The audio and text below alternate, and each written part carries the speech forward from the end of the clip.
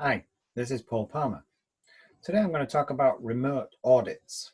Now, with the lockdowns that we're all experiencing, you can't go and visit your site. So your pharmaceutical manufacturer that's supplying your product, you can't go and see them. Now, you're expected to go regularly, but what's regularly? Every year, every 3 years, every 2 years? Depends. Depends on how much experience you've got with them. Depends on how confident you are in their product and processes. Depends how well you know them. If the company that you're working with, you have some concerns about their performance, then you should go more often. If you're happy with them and you've been working with them for a long period without any issues, you can extend. Oh no, but I wouldn't go to more than 3 years. So let's say you get to the time period where you want to go and do a reassessment, but you can't go because of the lockdown. So what do you do? So what I'm looking at doing is remote audits.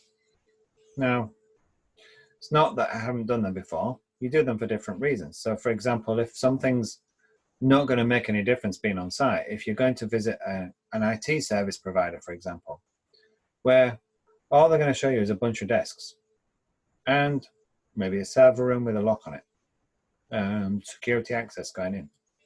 Well, do you really need to go just to see that?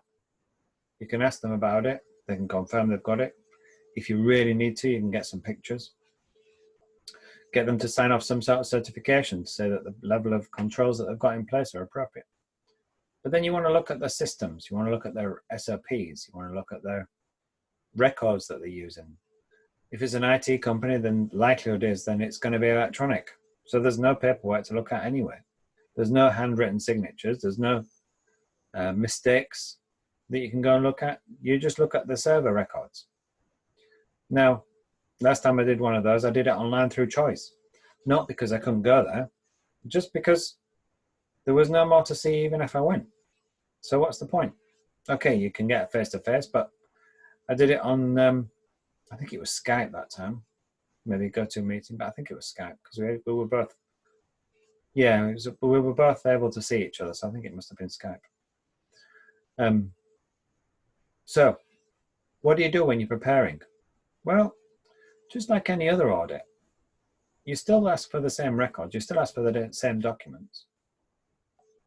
Maybe you've got the opportunity to look further than you would normally, because usually a remote audit's not done all in one go. Usually you find if you're doing it remotely, it might be somewhere around the world in a different time zone. So how do you cope with that? Well, rather than travel, maybe you plan to do the audit over a week or two, depending on the amount of content that you plan to cover.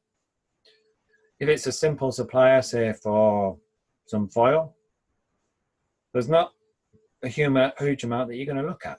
So maybe you've just got a week, 2 hours a day. Get them to share their SOPs, share the records that you want to look at, choose some from your deviation or non-conformance log, go through them, ask them questions, and you've done virtually as much as you would do if you're on site.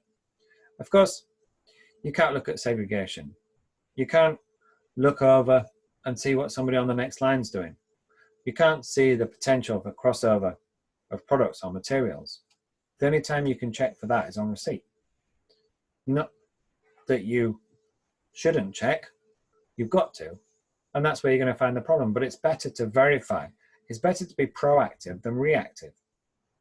So if you're doing your audit and you're doing it remotely now, you should still consider when you're going to do your next on-site audit.